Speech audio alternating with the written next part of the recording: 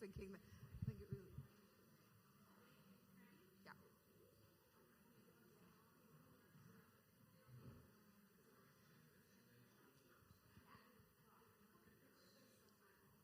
What time is it?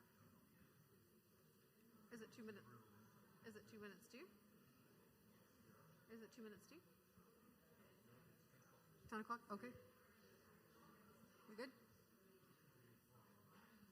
Yeah? Okay, so you got it.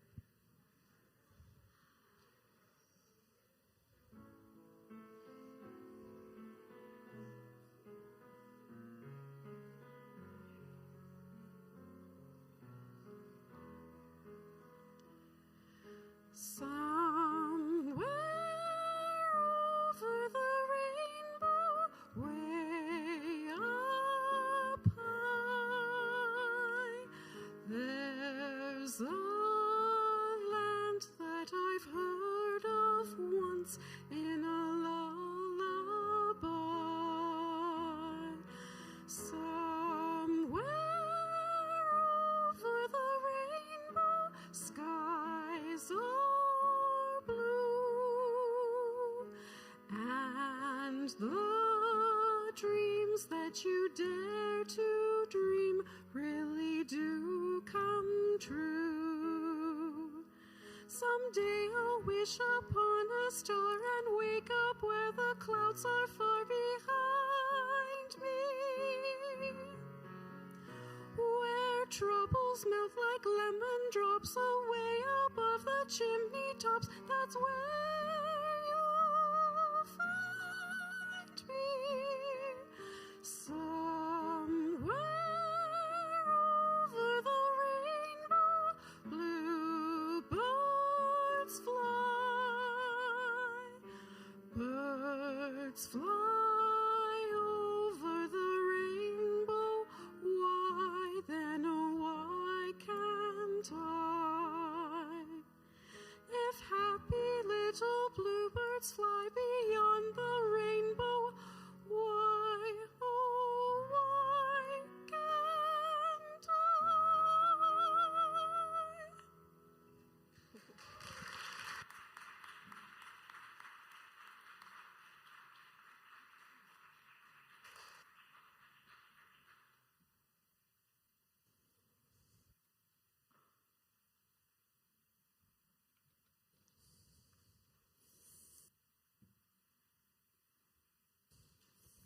Testing.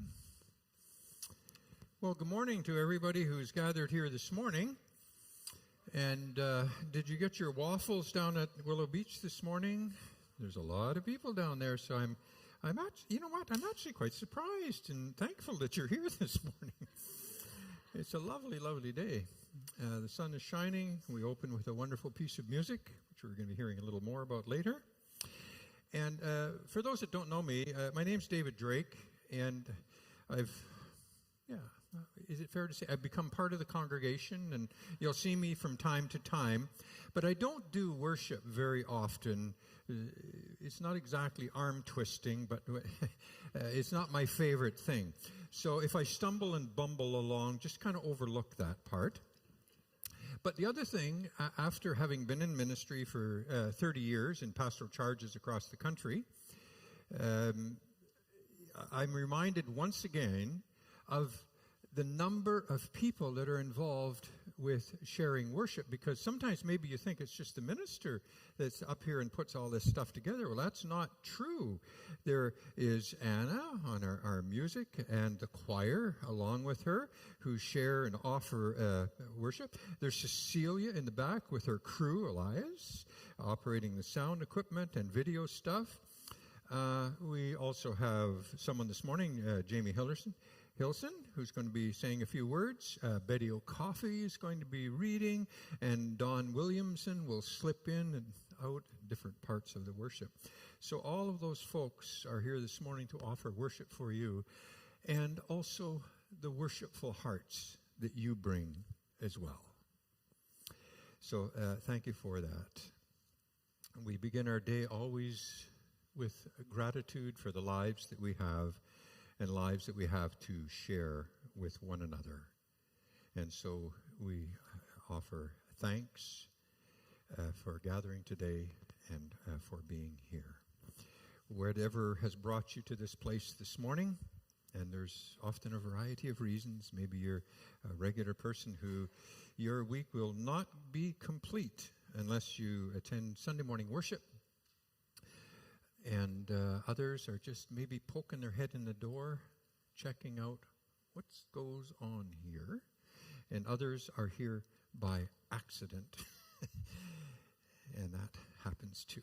So we begin our worship with Dawn. This is the week of the first weekend of June when the Oak Bay Tea Party takes place. And it's a major event, but it hasn't always been the case. The space that is Willows Beach and Willows Park is traditionally known as Sitchalnath, and it is part of the traditional territories of the Lekwungen people, the families that make up the Songhees and the Esquimalt nations. And we recognize the land, and we recognize that we don't own the land. It would be nice if we did what those First Nations did and belonged to the land.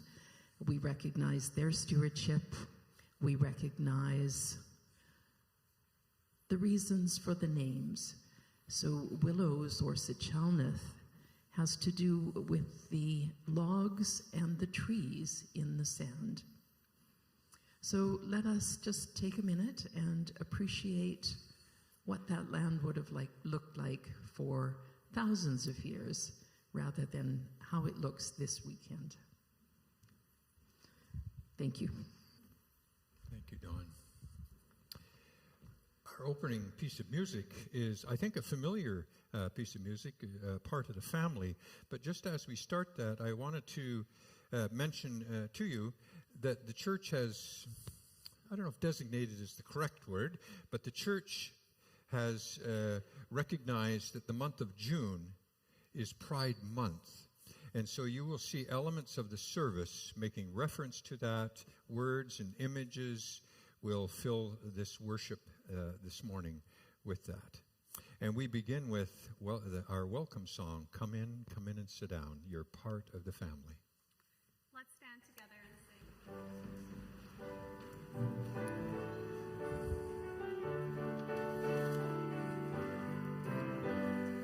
Yeah.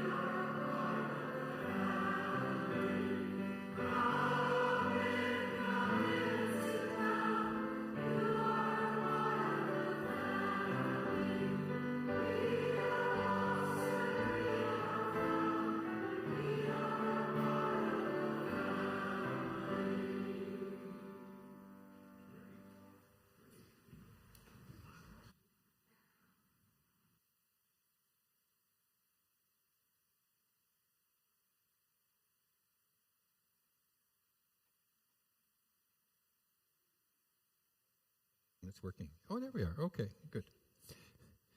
Can I just leave it on and you'll turn it off at the appropriate places, especially when I'm singing?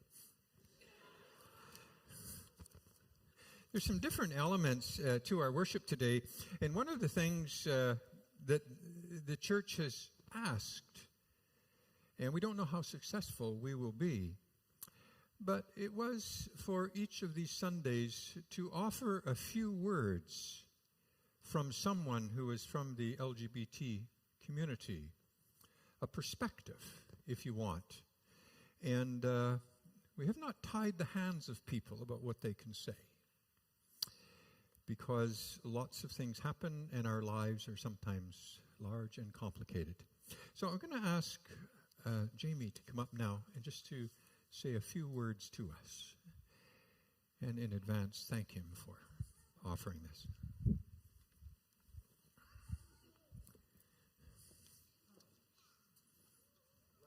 Words of the magnificent Barbara Streisand from the musical Funny Lady. I'm so nervous. Hi. Well, I got my hanky in case I cry, and I've got my notes, of which you might note I've scratched out over half the pages. Try and keep it short. So, set timer to 5 minutes. 4 minutes. Too late, it says 5. If I go over 5, you can start playing me off like the Oscars. So good morning, everyone. So today is the first day of 4 Sundays of service where we will celebrate and commiserate over our GBLTQ inclusive efforts. And you might think you're about to go on a journey of my past regrets and history, but I'm not going to make you suffer that. This old gay guy is not going to celebrate, as you might expect, because today I'm celebrating you, all of you heterosexuals. Yes, you straight people who have made this journey possible. And as I look down at my notes, I go to, I am very proud of you straight people. Yes, you heterosexuals who have built and kept transforming this little community of ours here in Oak Bay as good worshiping Christians. When I think of where we are now and how far we have come in the last 40 years out of the last 2,000, it is nothing short of a miracle. Who would have thought we'd have that flag hanging outside the door, even 13 years ago when this church reopened? Or I can't even name how many colors are identities are represented by the multicolors now extended to our flag. But there is a group of people in this community who are doing tremendous work. And these are beautiful souls of the new generation that we have here growing right in our church. And they have not only accepted and welcomed the GPLTQ community into this church, but into the world at large. And they are miraculous in the work that they do. And I want to single out 2 extraordinary people who have really touched my life, so I'm trying not to cry now. And this young couple are not only raising a family in these turbulent times and looking at what global warming will be doing to them by the time they're our age and we're long gone, but they're also given their hearts and minds and souls to this congregation and to this building. While raising that family, they're also been unconditionally loving and welcoming to me and extended me personal gifts of, Zachary and Anna.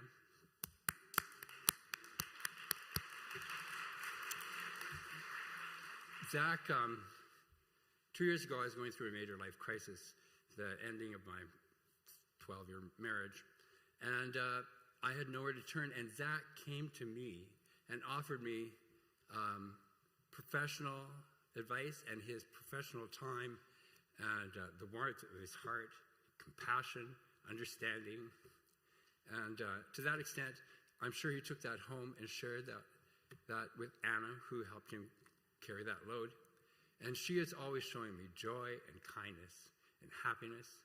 And I am so looking forward to working with her on an upcoming project that she's got going through. We're going to go through all the gay and Christian paraphernalia that we've got stored in the back behind the sanctuary and try and sort some things out.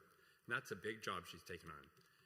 So I want you all to know how grateful I am for many, many things, but mostly for you.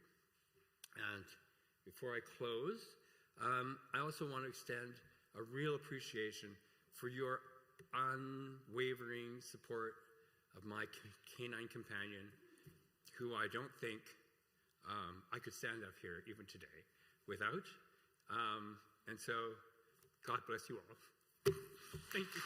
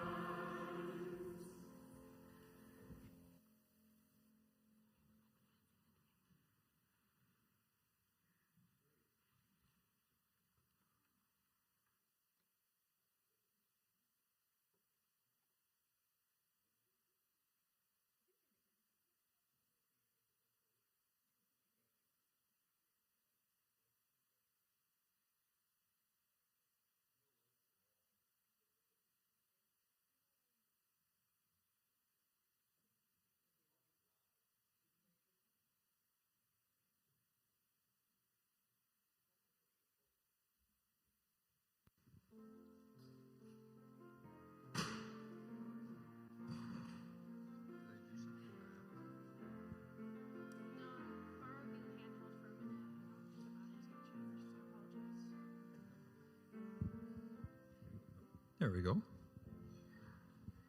Little interlude. Thank you, Anna. Appreciate that very much. You know, this part of the service to me has always been in some ways the most meaningful because it's an invitation. Each and every Sunday in churches all around the world, including our own, somewhere near the beginning or at the beginning of the service, we light a candle. And we light that candle with reason and with purpose. And the purpose is to remind us that as people of the Christian faith, we turn our heads towards Jesus the Christ for our learning, for our teaching, and for our life's example. Jesus Christ, for us, is the light of the world, and the darkness has never overcome it. The light inviting us to share in a way of life that is often very different than elements in the world call us to. And also, lighting this candle reminds us that wherever our life's journeys may take us, we don't do those journeys alone. For this light, symbolizing the Spirit of Jesus Christ, goes with us. Amen.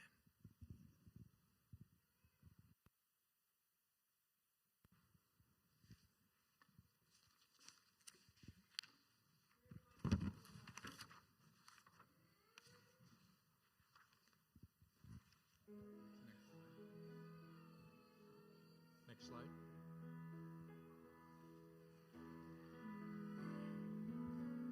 Okay, Anna.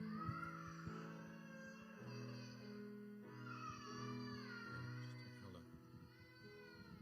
We're having fun this morning. Our call to worship is up on the boards, the screens this morning. Until those who seek to oppress others and have ceased from their ways, Seek peace and keep faith. Until equality for all people is realized everywhere, seek peace and keep faith. Until hatred and prejudice are gone from our vocabularies and our practices, seek peace and keep faith. Until the doors of all churches and houses of faith are wide open in welcome of all people, seek peace and keep faith. This wonderful, perhaps new to you text set to a very familiar tune by our good friend Ludwig van Beethoven is a very lovely, moving, appropriate Pride Month song, and I wish that I, like Jamie, had brought a pocket square, because for me it's very moving to be in a church where we are celebrating Pride. I've never walked into Pride Sunday in a church before and had it recognized and so colorfully recognized, so I'm a little nervous today too, because there are just so many feelings, but it's beautiful and wonderful. So let's stand together and let's sing this beautiful text, Praise the Source of All Creation.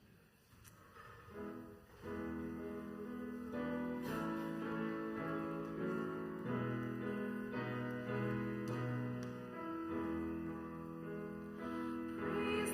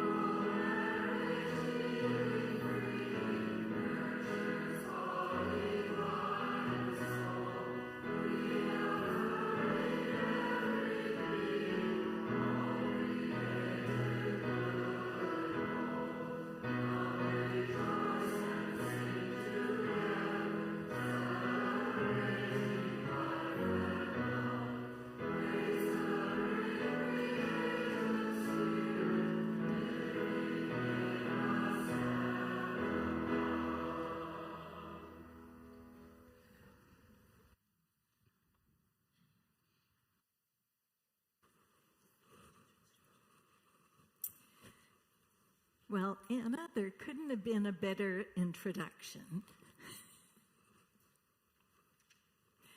Can I have the children come forward, or anyone who wants to sit in this area and see this story of our faith? Most traditions in our world, could I have the sound down just slightly? I'm ringing in my ears. Thank you. Thanks, Elias. Many traditions all over the world have creation stories. And we, in our tradition, have two of them. Now, our stories were never meant to say how God made the world. Our stories are to tell us about God and the place of all the created world. So this is our first creation story.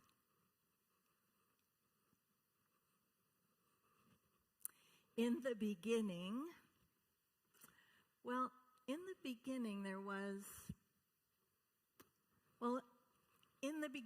there was not much.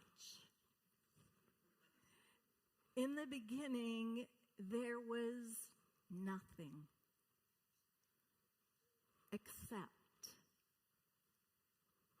the full presence of God and what was to come to be.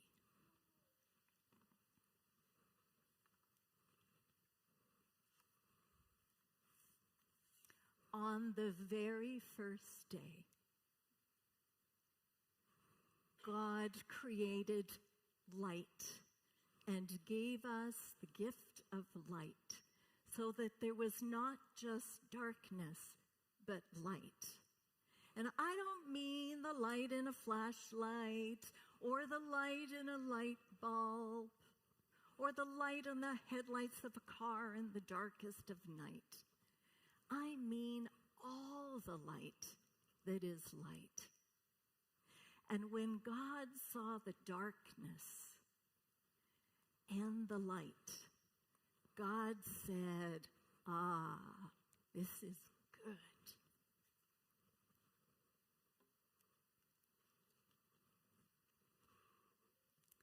On the second day, God gave us the gift of water.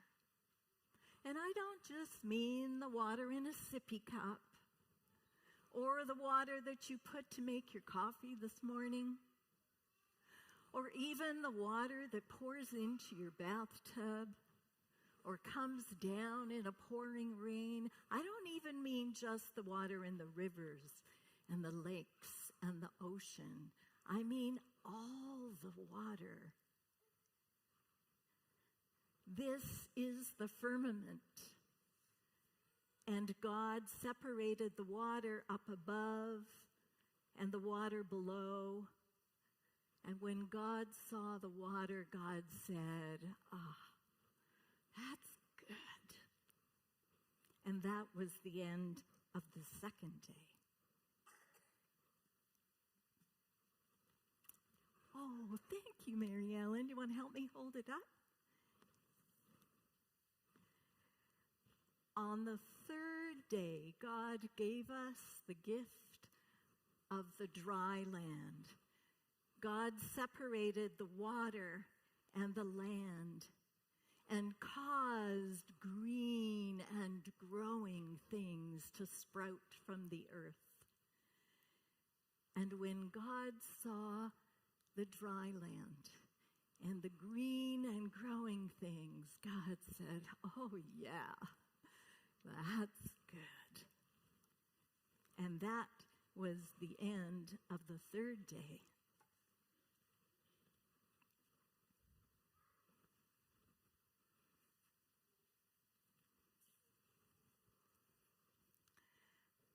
On the fourth day, God gave us the gift of the day and the night.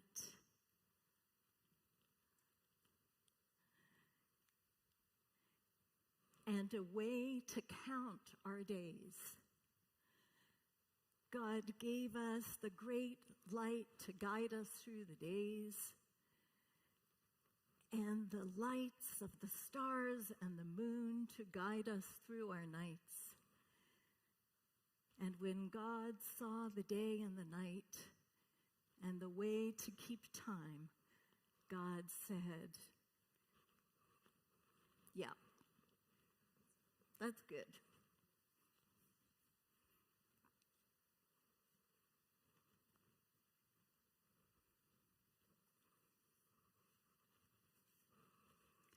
On the fifth day, God gave us the gift of all the creatures that fly in the sky, not just the birds, but all the creatures that fly, and all the creatures that swim in the water.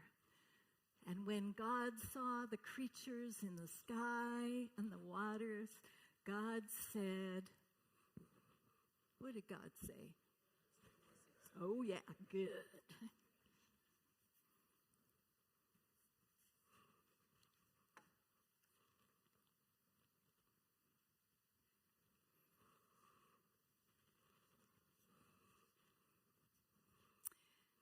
On the sixth day, God gave us the gift of all the creatures of the land, all of the animals, and us people. And on this day, God put God's own image in each of us. And on this day, God looked at all the animals of creation and all the people in God's own image and all the gifts of creation. And God said, oh yeah, this is very good.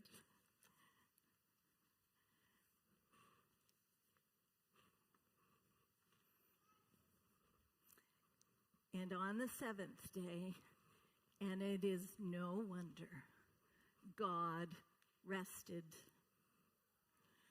And God gave us the gift of this day to rest and enjoy all the gifts of creation. And that's why there is nothing here, because you will have a special place where you go to enjoy the gifts of creation. It may be here on a Sunday morning. It may be in your backyard, maybe at the beach or up in a tree. This is the day to celebrate all God's gift. And this is such an important day that we Christians mark it with the cross. And the Jewish people mark it with the Star of David. And the Islamic people mark it with a crescent moon.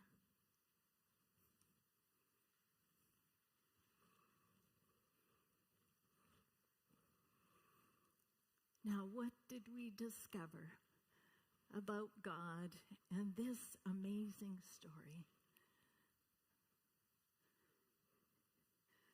That it is good.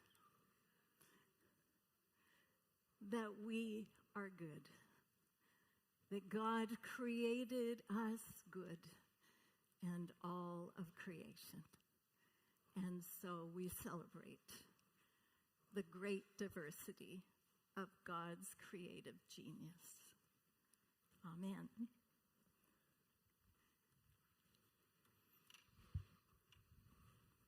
Now, Anna, I'm sorry to interrupt, but I have just one more thing to do. And I'm just going to grab these. We are moving in our church school from our regular program after Pentecost to a summer program, and we are going to host it when the weather is good outside underneath the tent. And so we're going to have a wonderful summer. This comes a time where we celebrate the ministry of people within our community who have prepared lessons for our children, who have come on Sunday morning and gotten snacks ready and taken hours and hours to memorize stories. So we are indeed very grateful to them. It's not been an easy time. As you can see, we don't have as many children as we once had. And there are times when our teachers put in hours of preparation and they come and there aren't any children here.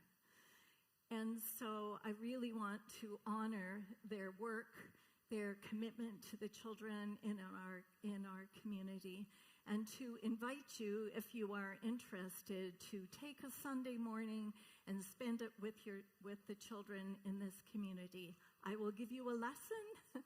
I will give you the story and the materials that you need. Just need a volunteer every Sunday. The sign-up sheet is at the back.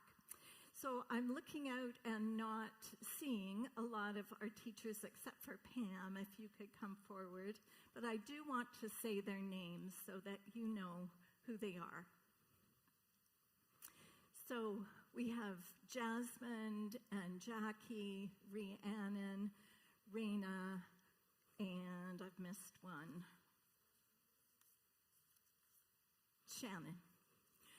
So I want to just honor them, and I will mail these cards to them. Thank you.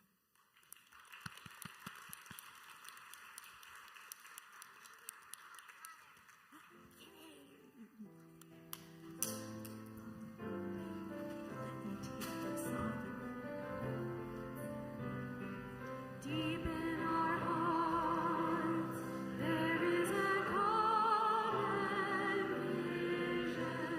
Deep in our hearts, there is a common song. Deep in our hearts, there is a common story, telling creation that we are deep in our hearts, there is a common purpose. Deep in our hearts, there is a common goal. Deep in our hearts, there is a vibrant message, justice and peace in harmony. Deep in our hearts, there is a common longing. Deep in our hearts, there is a common theme. Deep in our hearts, there is a common current flowing to freedom like a stream. Deep in our hearts, there is a common vision. Deep in our hearts, there is a common song. Deep in our hearts, there is a common story, telling creation that we are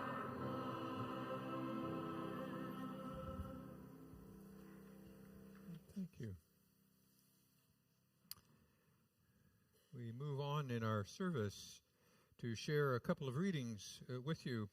The first one is just some selected verses from 1 Corinthians chapter 13. The words of this are read, I would say, almost virtually at every wedding I've ever been at, sometimes at memorials.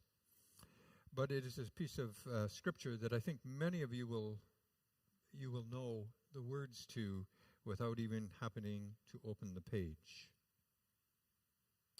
The second reading is something that I like to include in services whenever I do worship, and that is something from the world around us. And given our theme today, Betty O'Coffey is going to be reading a piece of writing that is for all the LGBTQ people among us, for them. Let's listen for these words.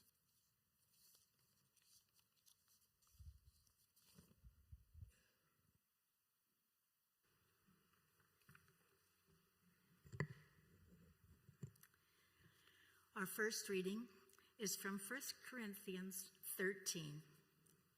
If you do not have love, you have nothing. Love is patient. Love is kind. Love is not envious or boastful or arrogant or rude. It does not rejoice in wrongdoing, but rejoices in the truth. It does not insist on its own way. It is not irritable or resentful. It bears all things, believes all things, hopes all things, endures all things. Love never ends. There are three things in this world that last forever: faith, hope, and love. And the greatest of these is love. And the reading from the world around us: for all LGBTQ people, Meg Ryan. You matter most right now. You're not a spectator. It is your love and your identity being attacked publicly. It's your soul being kicked around. You are gay, lesbian, bisexual, transgender, queer, two-spirited, and maybe even questioning. You are a human being living your life. You're a busy parent, trying to make ends meet with dollars and hours. You're a young adult, just coming out, excited but struggling with this new terrain. You're a middle school student, head down, trying to survive. You're an activist, brave name in the paper, but scared at night. You're quiet at work while others argue the pros and cons of who you are. You're praying for religious freedom, freedom from religion that excludes. You're wondering if you should retire somewhere else. Sometimes you're afraid. Sometimes you're angry. Sometimes you're sad. Sometimes you're tired. The righteous bully's insult is something in which you try to dance around, feeling hurt, refusing to feel hurt, feeling alone, being accompanied, feeling vulnerable, feeling tough. May you know that you are a child of God, beautiful and beloved, just as you are. May you know that your worth and dignity can never be taken away. May you know that others are watching with you. May you feel the support of people you may never meet, of all orientations and genders. And may you know that your love is the precious gift you have been given. May you feel compassion for all the people all around the world who have been told they did not matter.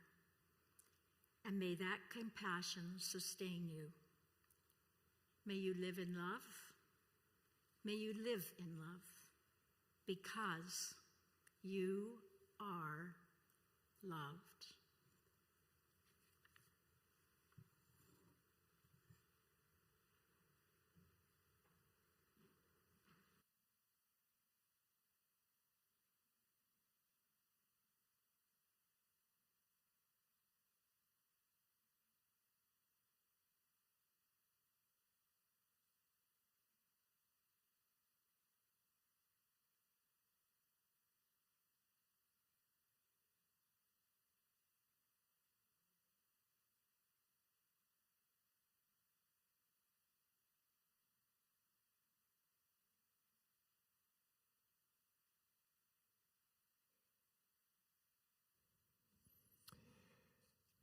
beginning of our service,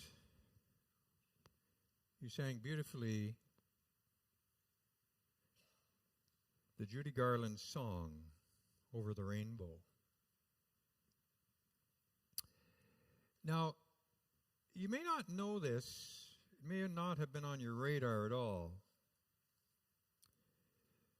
but when Judy Garland died, it turns out she was somewhat of a catalyst to set off the gay pride movement, Over the Rainbow, where troubles, they melt away like lemon drops.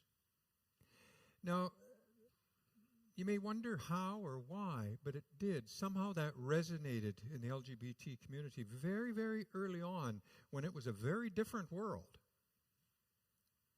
And she became an icon, and this was the banner song that gay people knew everywhere. Even today, you know, you can go on a cruise ship, and you will find that they have different gatherings of different groups of people, and one of them is called Friends of Dorothy.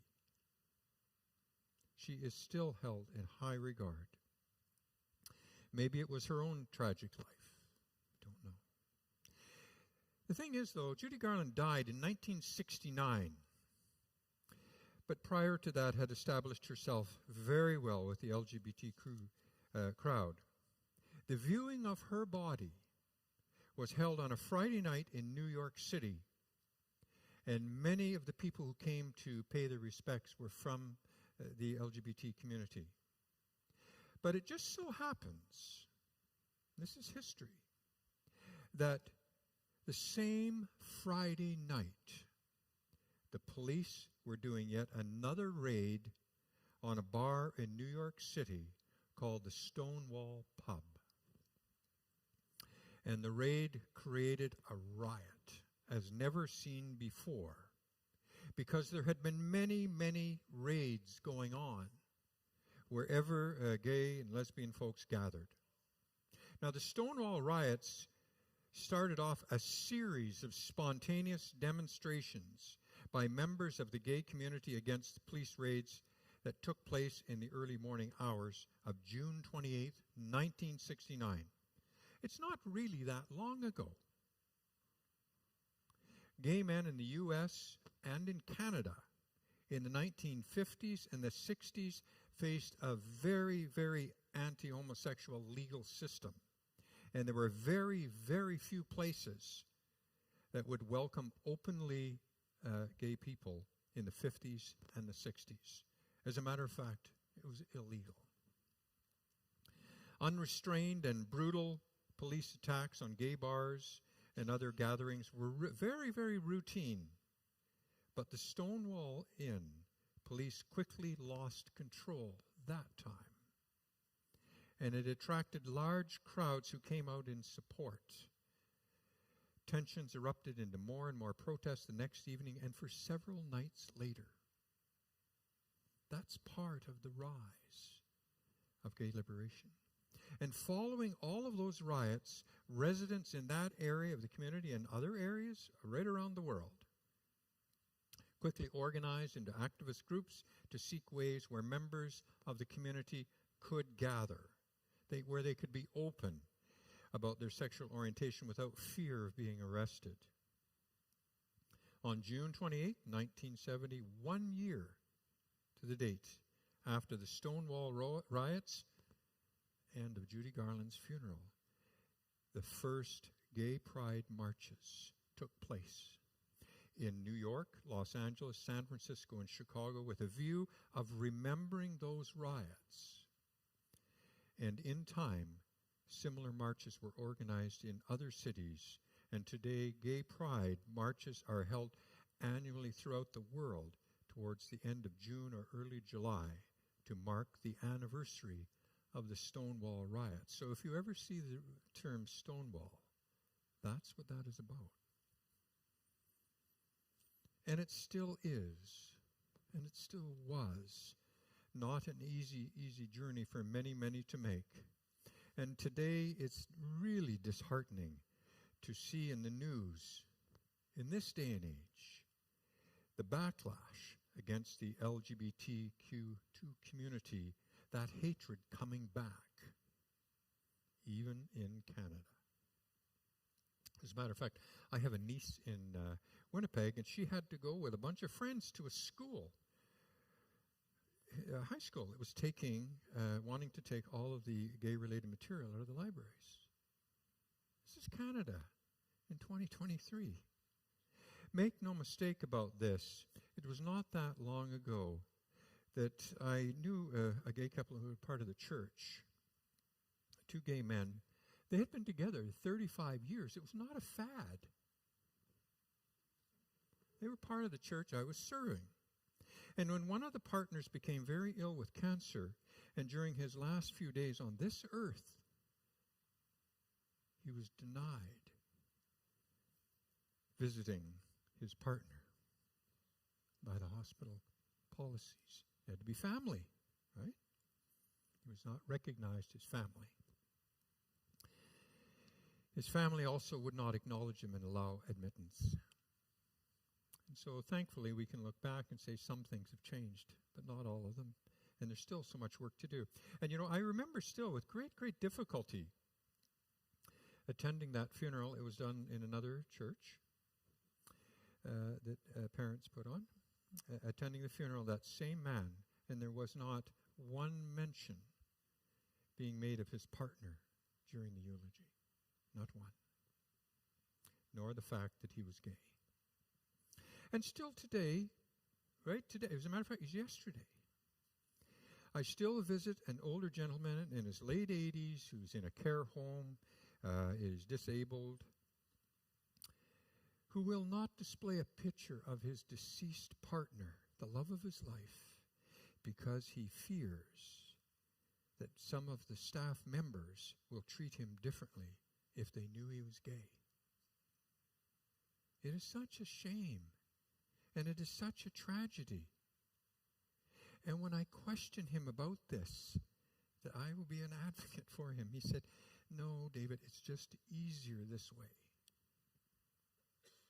So those are some of the realities that we still live with today, and boy, they are hard. And there are many reasons that we talk about celebrating pride and why it's great and why it should be celebrated, and maybe you have opinions about that on different ends of that spectrum. There is a lot that has changed in a good way for so many people that have been denied so much in the past in this country, but recognizing there is still much to do. But we need to understand, too, that the United Church of Canada has been a part of that history. And while other denominations still struggle with their decisions about who can be legitimate members of their church or not, including the LGBT community, the United Church does have some reasons to celebrate. In 1988, you will know that, I'm assuming many of you will, when the United Church of Canada met at its annual meeting, actually it was here in Victoria, and they declared that all people, regardless of sexual orientation, are welcome to become full members. See, you couldn't even become a member of the church. You could come to the church and receive blessing, but you could not become a full member. And because you were not a full member, you could not be a part of the ministry in any way. That was 1988. If you turn the clock ahead a little bit to 1992, it's 4 years before the first gay man was ordained, and that was Tim Stevenson, the first openly gay minister in a major Protestant denomination, and it continues today. I know Tim, and Tim said, the one thing he didn't like at all was that people would often introduce him as the gay minister. And he would say, "I'm not the gay minister, I'm a minister who happens to be gay." Where else do you have to declare your sexuality? In any case, he was ordained, but he was not ordained right then. It was a few months down the road, because for people in the United Church who follow the structures, when you are ordained, as I was, you have to have a congregation to go to, right? A congregation has to have accepted you. And that's why he was not able to be ordained in 1988 or 89 or 90. The congregations, he could not find a congregation. So, first person in a major Protestant denomination to be ordained. That continues today, the work of the United Church of Canada for equal rights for the LGBT community and the citizens of all people. And I was looking at some of the things that you are looking for as a congregation moving into your future. And one of the phrases that you're using, if I've got this right, is to be fierce agents of hope. Well, that's what the United Church of Canada was doing, because believe me, they were under fire. They were being fierce agents of hope and of love and of justice, believing that all people, God's creation, are included and welcome in this church. And we skip ahead to 2010 when the United Church of Canada ordained its first openly transgendered person into ministry. The church, to me, was being fierce agents of hope and love and of justice, because all are welcome and included in this church. In 2012, you will remember, Reverend Gary Stevenson was elected as the first moderator, who happened to be gay, into the United Church of Canada. Or Gary Patterson, I'm sorry. His partner is Gary Stevenson. His role as moderator will be remembered by many as being one of the finest, as he nurtured and cared for this denomination. When Gary was elected, we were being fierce agents of hope and love, because all are welcome and have gifts to share in this church. And you know, in 2013, the United Church was the first organization anywhere in Canada to support an LGBT refugee coming to Canada. No one wanted them. And in times even before these things all took place, when I was an ordained minister out on the prairies, we were blessing same-gender couples because you could not be married before it was legal. And I was urged on by many heterosexual people within the congregation that I was a part, until this became a legal right for people to become married. I was supported by a church who were being fierce agents of hope and love and justice, because all are included and welcome in this place. We need to keep telling ourselves that. Being a fierce agent of hope and love and justice, it requires courage and being fully present for others. Sometimes we don't understand all of the dynamics that are involved in this movement and the background, because there are many things when we go or see a gay pride parade, we might have questions about it, and I do too. We don't have to understand the world. We have to understand that it's come from somewhere, and that's where we are. Many years ago, when I first began my ministry, we used to have these things called clergy gatherings in small communities. And so all of the clergy from all of the denominations would get together once a month. It didn't matter what denomination you belonged to. You got together, you had coffee. We had one rule, and that was you cannot try to evangelize each other.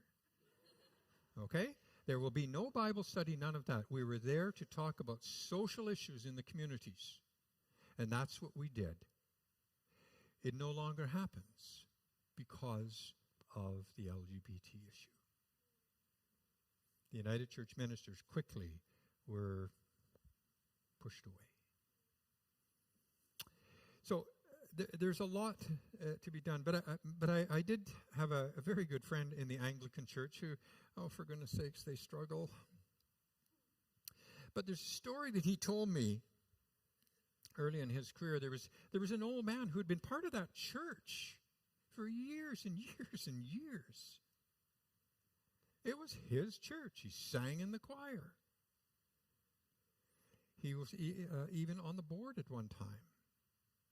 His life was fully attached to that congregation to which he belonged for many years. But when he died,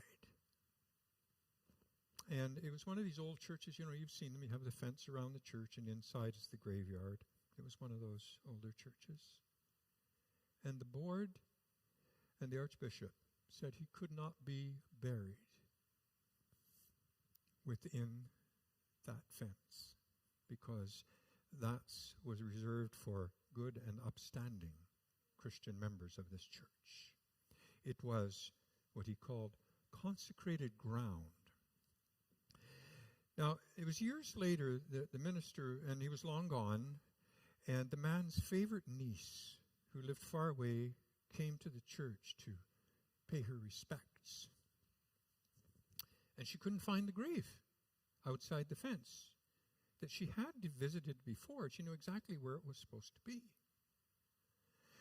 And she saw an old caretaker working who was tending to some flowers, and she asked him about her uncle and what had happened to his father's grave, or to his grave. Well, the caretaker had a little smile, and he took her inside the fence. And the woman was somewhat abrupt. "Why did you move my father's grave? Who gave permission to do that?" The caretaker simply smiled and said, "We didn't move your father's grave. We moved the fence so he could be included with everyone else." Fierce agents of hope. Moving fences. Moving boundaries. Because all people are important. So let's celebrate pride. We are blessed with the uniqueness of God's abundant love for all people. Let's celebrate all the true colors that are around us and among us, the full spectrum of all our beautiful differences and diversities. And trust me, we have them. And together we stand, as Martin Luther King once said in a speech. He said, "As Jesus lived, together we stand on the side of love, because we listen to a God who is still speaking, who calls us to confront exclusion and violence based on identity, be it sexual orientation, gender presentation, immigration status, race, class, religion, nationality, physical ability, or any other," and he uses this word, "or any other excuse for harassment." Our denomination, the United Church of Canada, of which I am proud, I sometimes wonder where we're going, but I am very proud of the United Church of Canada, as it still works towards full inclusion of all people across the board, for people of all identities, being fierce agents of hope. And love and justice means treating each other with kindness and with courage, offering welcome, support, encouragement, and respect. Because wherever your life has taken you, you are welcome here. Love is patient, wrote the Apostle Paul. It's also kind.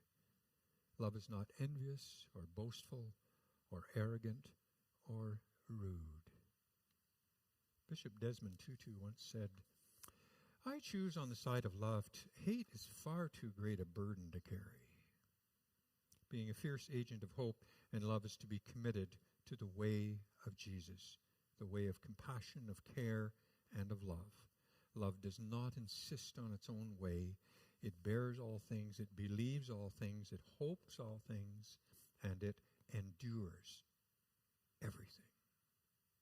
So when someone asks you what United Church of Canada members believe, or why on For heaven's sake, you're speaking out on gay rights or minority rights or disability rights or any kind of human rights, or why we bother being a part of this church, this congregation, you tell them.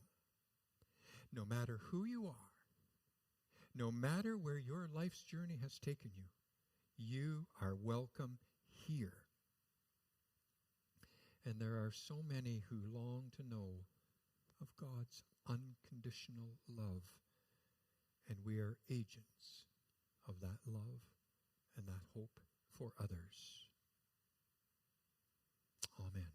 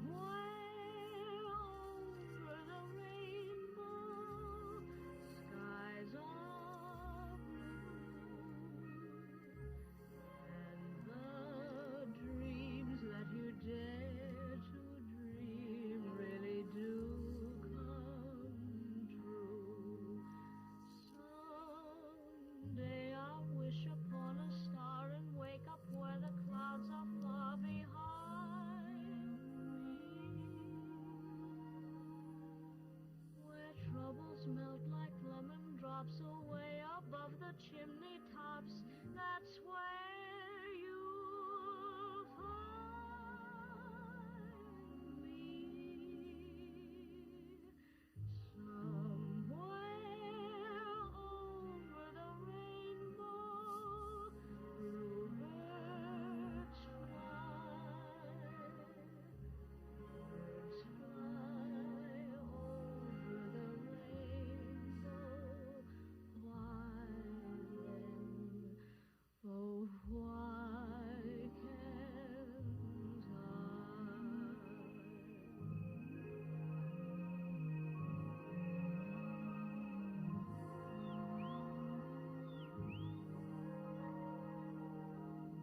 If happy little bluebirds fly beyond the rainbow, why, oh why can't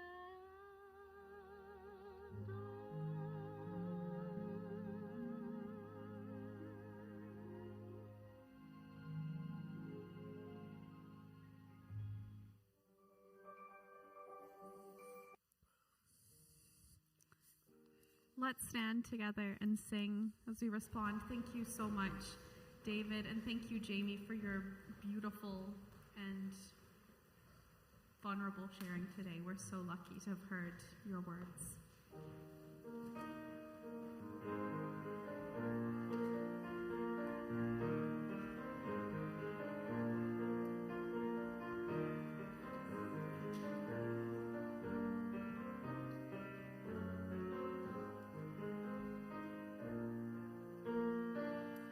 Try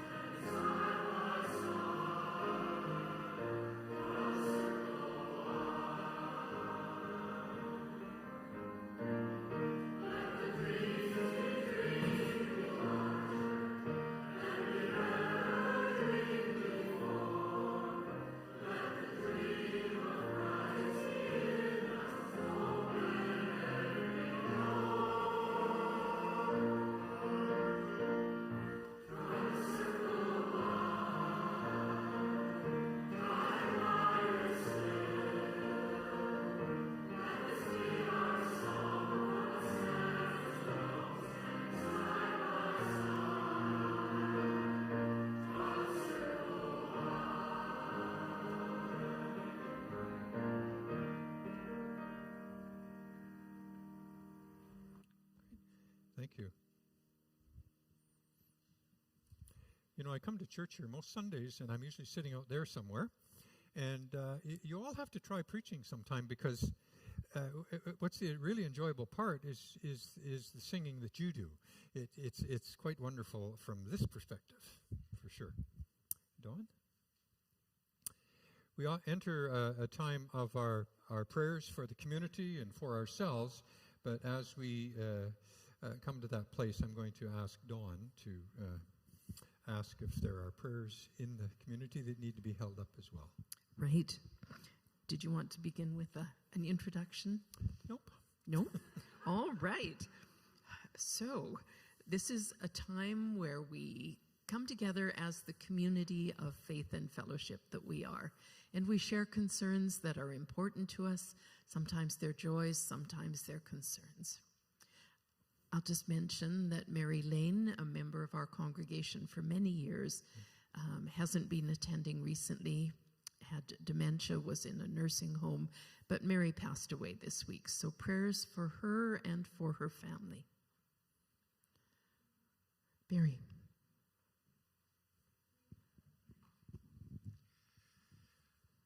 Just a word to all those who are thinking of the people displaced by the fires, whether it's BC, Alberta, Saskatchewan, Nova Scotia, Ontario, Quebec, and in so many other places. We need to be thinking of them and to be offering them our prayers for safety and respite from these tragedies that are happening, in no small part because of our collective disinterest.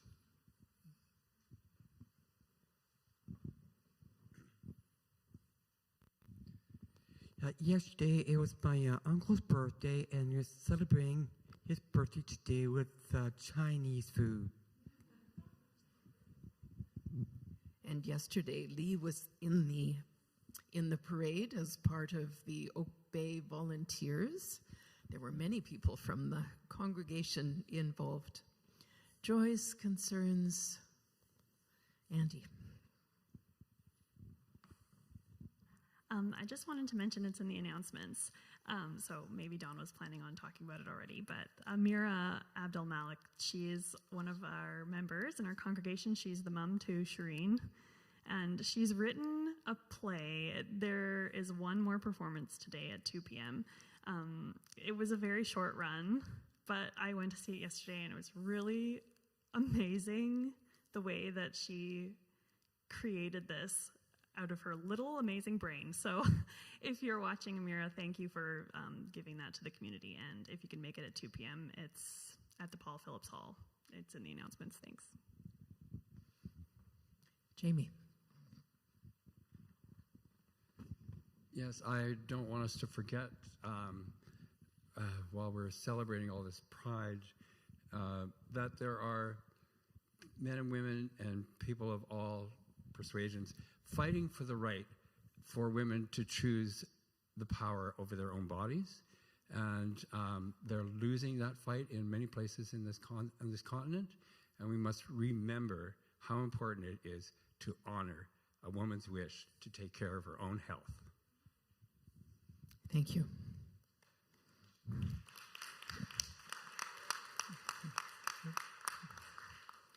Carol. I just would like to request prayers for my brother who's looking at having surgery. His name is Ken, and he lives in Chilliwack. Prayers for Ken as he considers the need for surgery. And now we'll have a quick look to see if there's anybody on our Facebook feed. I know that Katie's watching from Vancouver, and things are not working as I would like, so I can't tell you whether there are prayers. David. Thank you, Dawn. One of the things that we do, I don't know if you noticed it or not, but as prayers are raised, we light candles in remembrance, or just simply memory, but from the Christ candle, symbolizing that light going into those prayers and thoughts, and also for all of the prayers and thoughts that may be lying deep within you that you were not speaking out loud, but they're there, and that God hears those prayers. Let's pray. Gracious God, for all of the prayers that we bring on this day, we ask that you hear those prayers, that you visit us in the ways that we need to be comforted, to be cared for, and to be held up. Companion God and holy presence with us. Today, in particular, we raise the lives of LGBT folks around this world. And because of the love you have put in all of our hearts, we know that people of every orientation, gender expression, gender identity have the right to be fully human and to live with dignity without persecution or discrimination. And so may you also remember in our prayers the LGBTQ plus people of Russia, of Uganda, of Zambia, Saudi Arabia, Iraq, and elsewhere who are simply murdered, imprisoned, and tortured because of who they are. We remember them, and we remember the people who love them. LGBTQ plus refugees from around the world seeking safety and sanctuary. We remember them and the people who welcome them. For trans and gender diverse people in Canada, United States, Brazil, and elsewhere who are targeted daily of hate crimes and assaults. We remember them, and we also remember the people who love them. LGBTQ plus people whose dignity and self-esteem have been eroded by hateful systems and structures. We remember them and seek to be people who live more fully. Daily, may we dedicate ourselves to the building of bridges of love and of hope where harmful divisions have been made, making equity and equality for all people our goal, while working continually for justice, so that everyone may live fully within your love. When one member of the family suffers, we all suffer. So may our hearts continually be turned to the healing of your call, of your presence in our lives with your grace. And may we also offer up the words of a prayer that Jesus offered to his disciples. Our Father, who art in heaven, hallowed be thy name. Thy kingdom come, thy will be done on earth as it is in heaven. Give us this day our daily bread, and forgive us our trespasses, as we forgive those who trespass against us. And lead us not into temptation, but deliver us from evil. Thine is the kingdom, the power, and the glory, forever and ever. Amen. I'm going to call on Dawn once again to make some announcements. And I would like to start with an announcement, though. And I always know that people have lives that are busy and going here and there and making plans. So we do apologize. We've gone over time, so I hope you can forgive us for that. So, announcements. There are a few things that I've been asked to highlight. One is that the June announcement bulletin newsletter is available at the back. We're still coming to terms with how many to print, so please take one, and if you're short, if there aren't enough for you, let me know and we'll make sure that we print more for next time. Our annual general meeting is coming up in July 9th. It's been delayed, but please mark your calendar with that date. Next Sunday after worship, we're doing soup and soul for the Spirit. We need a few more people to help set that up. The soup is made. Plan to stay after worship. Plan to stay after worship today for coffee and conversation. And yes, Andy, I was going to mention Amira's play. It is a marvelous production, very, very creative and very well done. So if you have $10 in your pocket and you have an hour spare this afternoon, I would certainly suggest that you go to see that story. It's at the Théâtre Inconnu, or Theatre Inconnu, opposite the Belfry Theatre in Fernwood Village. And other announcements that need highlighting? I think.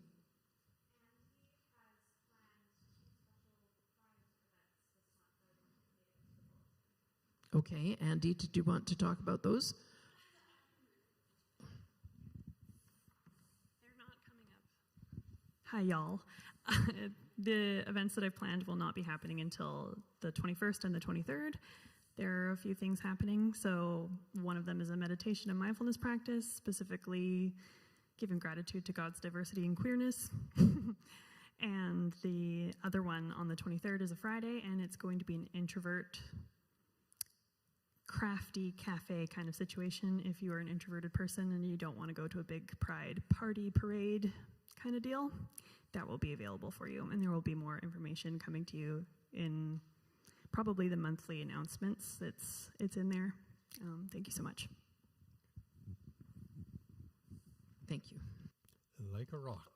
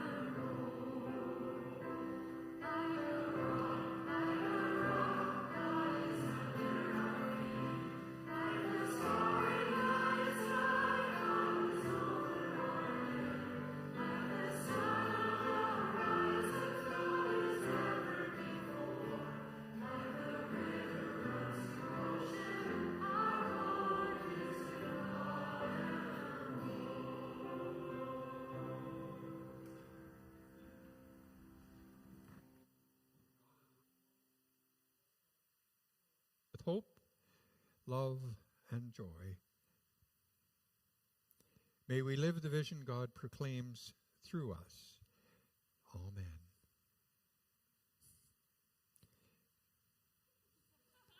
Sorry.